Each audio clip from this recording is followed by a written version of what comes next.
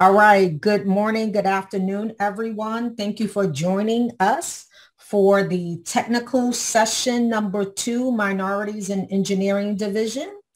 My name is Fatima. My co-moderator Peter is here with you today, and we are delighted to present to you our 5 presentations. The first one is Black in Engineering, How the Social Justice Efforts of Black Academics Affect Change, presented by Carlotta, Monica, Tahira, and Leroy. Good afternoon, everyone, and thanks for having us. I'm delighted and honored to be a part of this presentation with these other Black scholar activists, Black queens, angels walking the earth, whatever, great analogies you want to use for them. We're honored to be here and grateful for your time. And here are just pictures with institutional affiliations for my co-authors and presenters, Carlotta, Audrey, Monica, and Tahira. Thank you.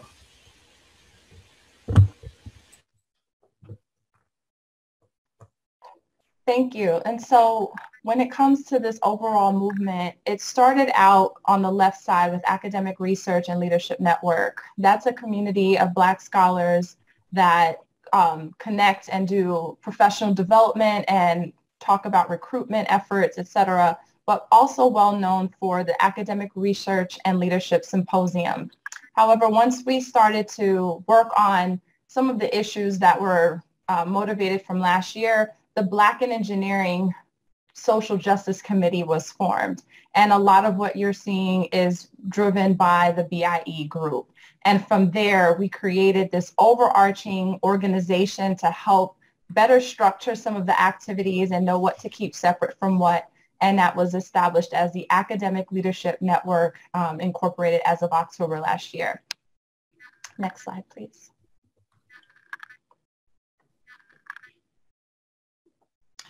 And so the motivation, once again, came from George Floyd. Lots of things happening last year that was sort of like a perfect storm of activities that motivated us to respond. So Black in the Ivory was a key one with STEM scholars, largely in the humanities, that were talking about some of the injustices that they faced in academia, but STEM scholars were largely silent due to the low numbers of STEM scholars.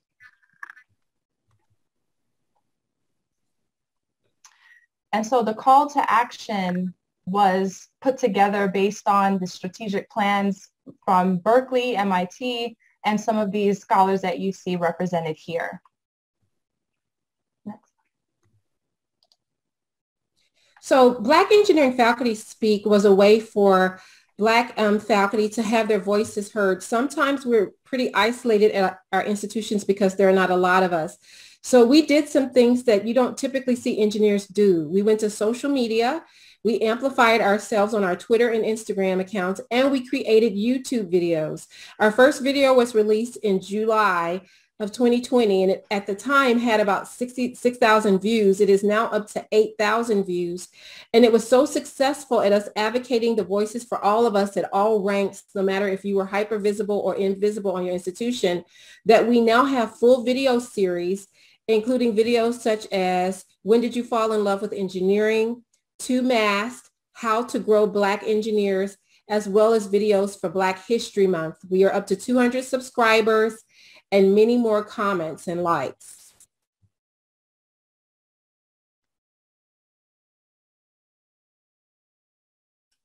And we also created a call to action, and it was on becoming an anti-racist institution. And we would like to acknowledge Drs. Audrey Bowden and Dr. Cullen Bowie, who created the template for the call to action that was then crowdsourced through the Academic Research and Leadership Network in order to come up with these 5 principles: attitude, clarity, institutional accountability, personal accountability, commitment, and resources. And then we addressed the 5 constituencies in order to become an anti-racist university by giving recommendations for system-wide change, faculty, staff, graduate students, and undergraduate students. We also have over 200 signatories on our call to action on our blackinengineering.org website. And so one of the first principles that we'll talk about today is attitude. The key thing with attitude is you have to know and acknowledge that there is a problem, because if you don't, then you will automatically not want to address anything. And so attitude is critical in this movement, and especially trying to establish an anti-racist university. And so the key is identify the problem and then set your focus on the future and how you can affect change. Next slide. And then clarity is another principle that we want to emphasize. The thing with clarity is when we talk about anti-Black racism, the term diversity often dilutes anti-Black racism. And so we want to have clarity in the effort so that things are not overlooked. Other areas of diversity are still very important, but the idea of anti-Black racism needs to be highlighted and focused. Next, we have institutional accountability, and that just means that it's the priority of the organization to not just make empty statements, but to also identify ways to incentivize the actions that are happening. And you want to make sure that there are clear consequences for positive and negative movement. You also want to make sure that you have clear goals that are measurable and that you include racial equity in all aspects of your strategic and action planning, along with implications for the university administration. And so this is an ongoing process with a commitment to success, measurable success. While we certainly agree that institutional accountability is necessary, it starts with personal accountability. So the person you see in the mirror, and while we recognize not everyone is in a university leadership position, we all have a responsibility to positively affect change while targeting anti-racist practices. And so again, we just want to make sure everyone has a hand in this action.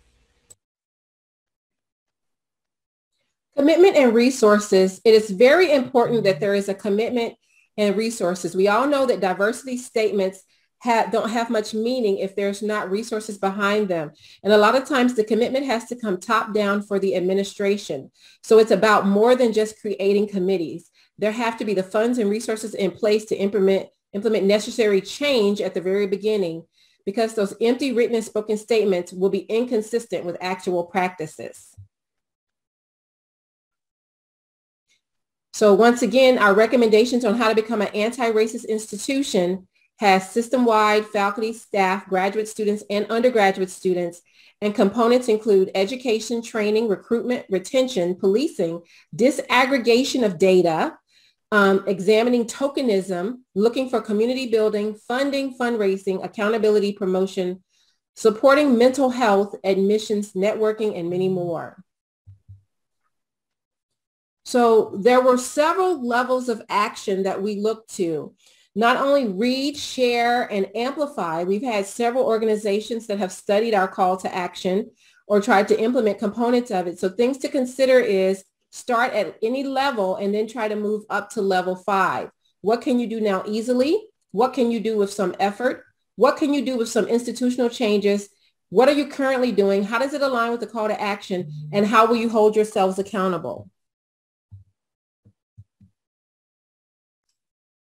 So you can continue to partner with us, or at least initially partner with us by reading our call to action. You can sign it also if you're interested in becoming an ally or an advocate. You can subscribe to our YouTube channel, which is Black Engineering Faculty Speak, or Black in Engineering. You can also give a tax deductible donation to us through PayPal.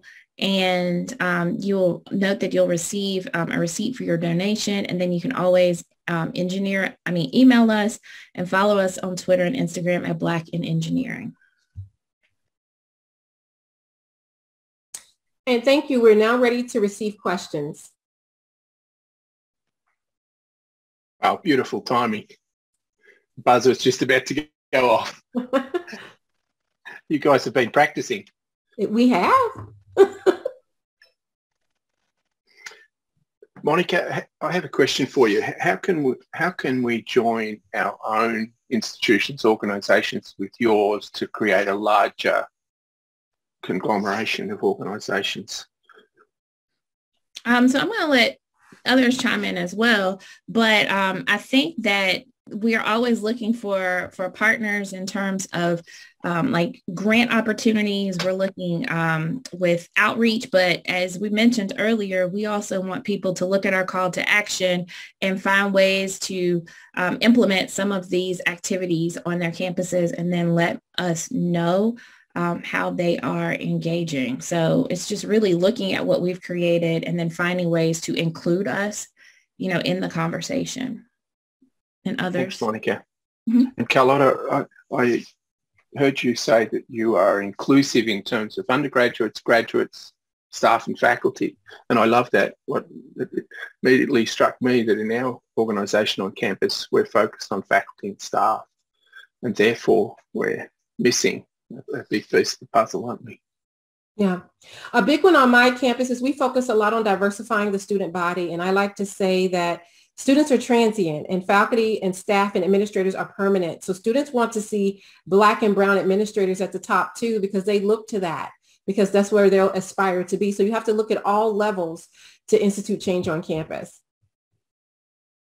Thank you. Tahira, Leroy and Monica and Carlo, you did a great job of passing from one to the other. It's excellent. Thank you very much. Thank you. Thank you.